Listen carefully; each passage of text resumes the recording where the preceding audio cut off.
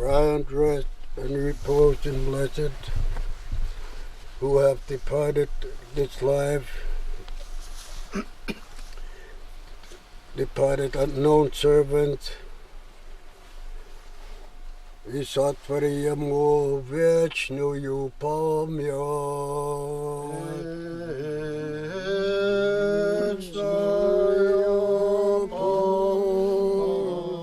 In the summer of 2002, an archaeological dig in Ayalik Bay brought back memories. Here our elders sing a memorial prayer to ask for forgiveness and to bless the village site of our ancestors.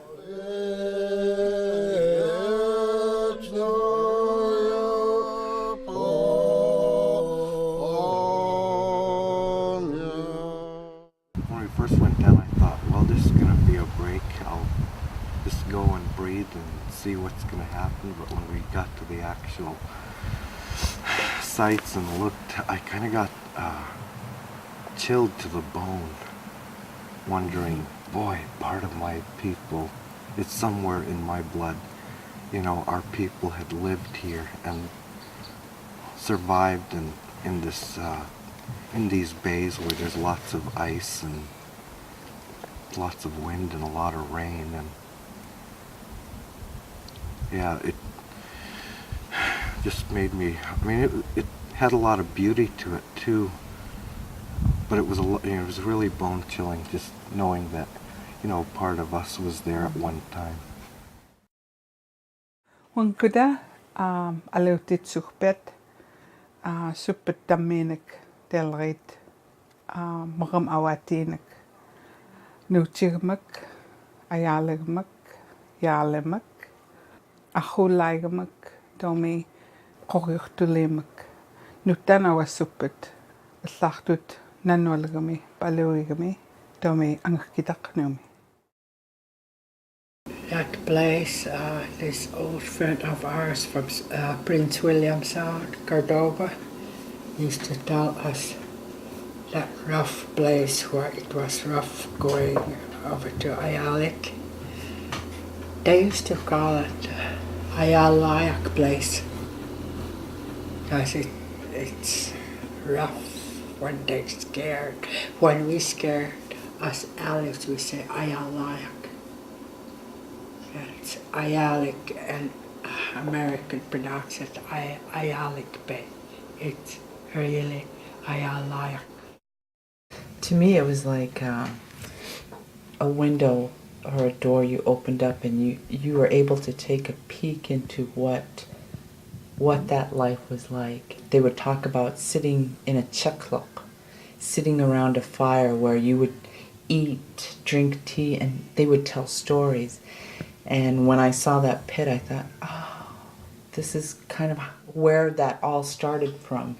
Not that Cheklok scene was like that, but it gave me an idea of what it was like.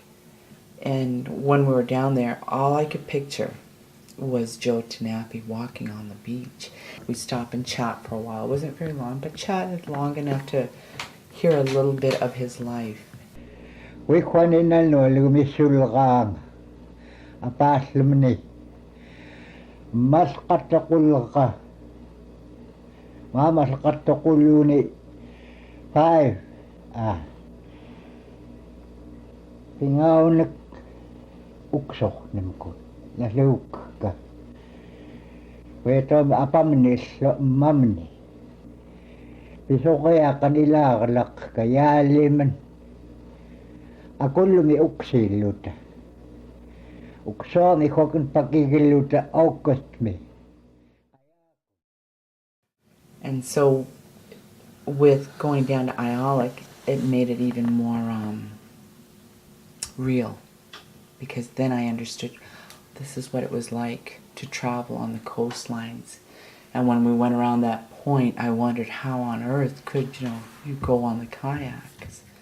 Then being down there just really just made the connection.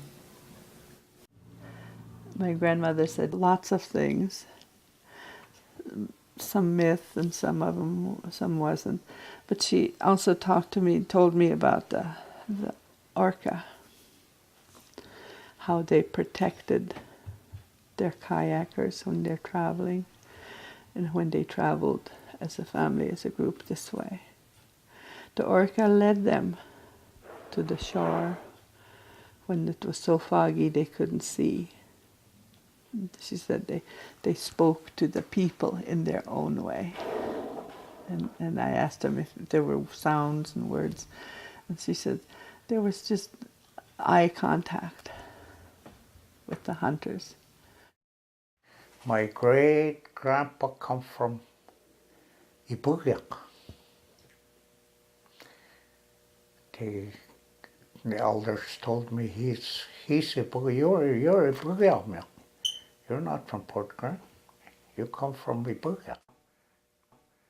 What they had was dugouts almost in the ground. They found the places where there was a dugout in the ground. And then they used this driftwood to build with them. And they covered them with the branches, moss, and stuff like that, and earth. Some of those old-timers told me that a lot of times you didn't even know there was people living there till the dog barked. 'Cause in the snow you couldn't see. You know, you just thought it was a big bump or something.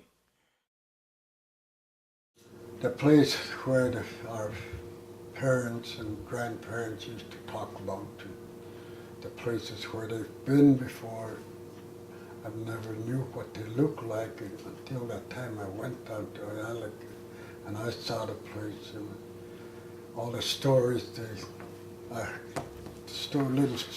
what I remember, the stories they talked about the place, the picture came clear. Also, when I saw that, what they dug out, I never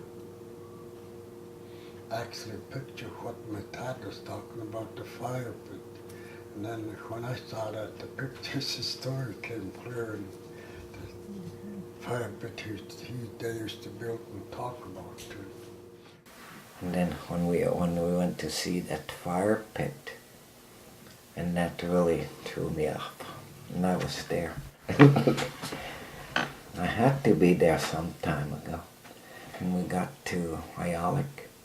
Hank Crawl brings me up. What do you think? Hey, that's my fireplace I'm talking about. Exactly. Build a fire under it. And you put rocks into that. And I guess whoever lived there, they bury that food in the rocks and leave them for like 4 or 5 hours or half a day, or maybe a whole day. That to keep the other animals away. And then when they come back from traps or from hunting, they just open it. They're nice and steamy and still hot. Nothing bothering them. They had something to look forward to when they came back. And that place really gave me a little bit eerie feeling there about that. And there's this stone knife. It has a curved edge here, and then some notches on the side, probably for a wooden stick that would be like that, you know, a handle. Yeah.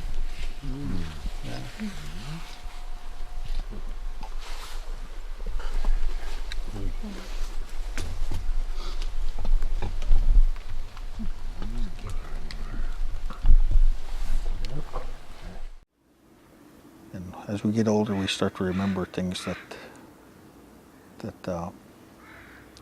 we probably can't by will remember when we're at my age right now.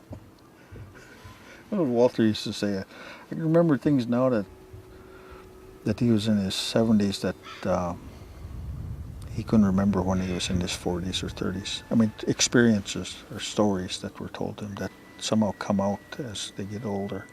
I used to hear my dad talking about a lot of the coastal areas, and a lot of these names came up, and now that I remember, I used to hear him and other guys talking about these areas and them traveling in skin boats and when he got older, he said they did a lot of hunting along the coastal areas.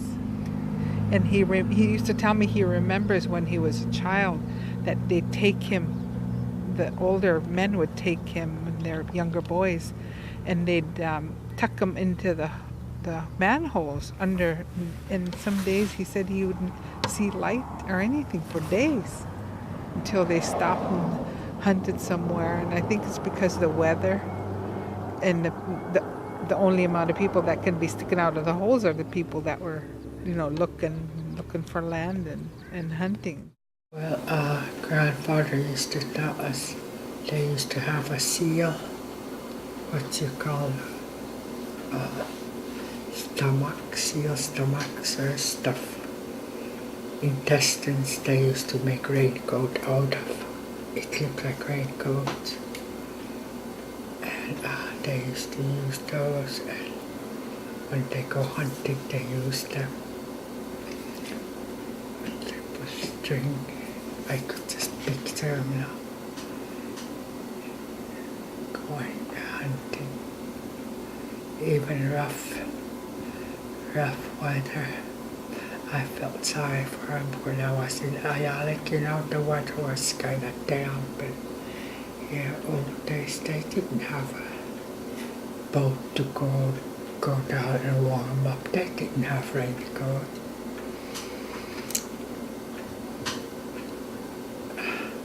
But they lived. They made it. See, to hear our back history, I did just about anything to hear the stories of our ancestors. I'd cut wood for them and pack water for them and do things like that for them.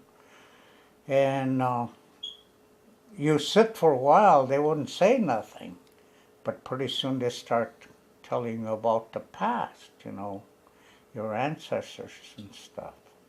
And that's how I picked up some of our history. Well, my brother Riley and I, we knew they were going to talk stories. So we used to go under the table where they have coffee and lunches. We were just little boys. We'd listen in on them. We used to spend a lot of summer times when we were kids with my grandmother, and in the dark trying to keep us quiet, she'd tell us stories, sometimes scary ones, and we'd have to fall asleep before she got done. And a lot of stories that she told us was to get us ready being grown-ups. There's probably a lot of people tried to tell me stories when I was younger and I didn't listen. And it's kind of like now that, I don't know, gotten older, I've kind of gone over all these interviews and stories that we have in books pretty much to learn what what I know on it. Because you just don't have too many storytellers left. We're wishing that it's more like it today, like before. There's so many changes now. You can't keep up with the modern things now. And the kids tell me, this is now, it's not before, some of the kids tell me. If they don't understand what I try to tell them, but how we used to do stuff.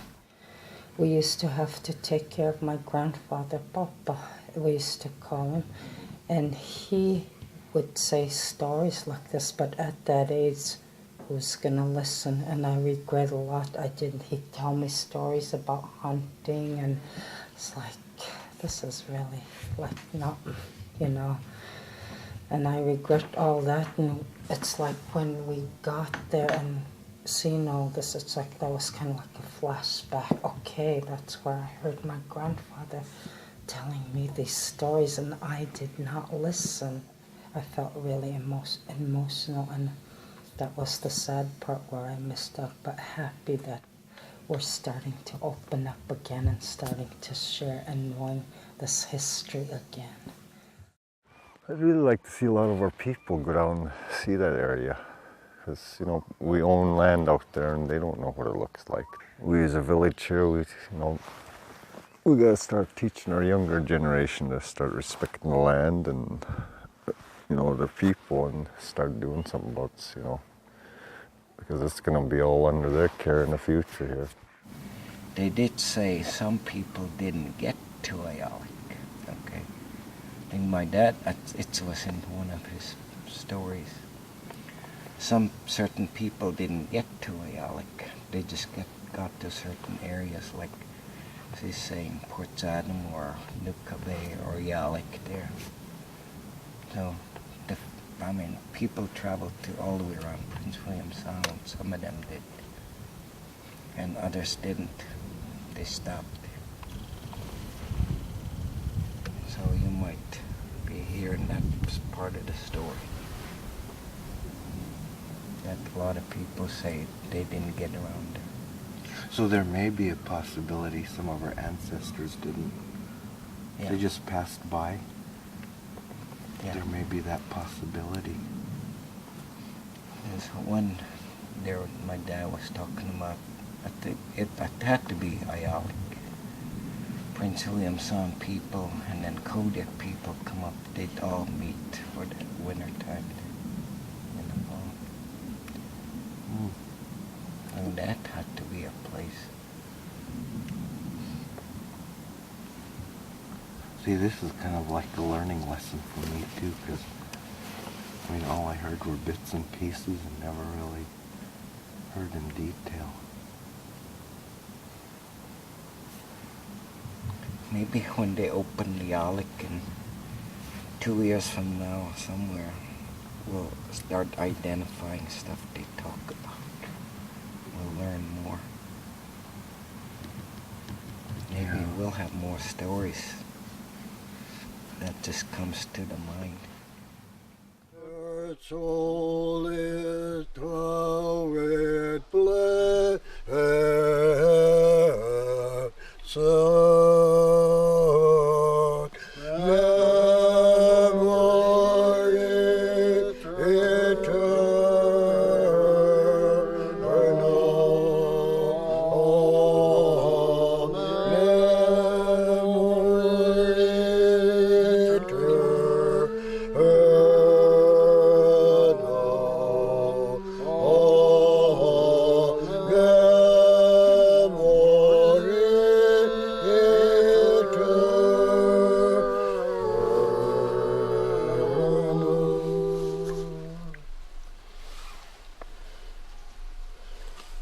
Thank you.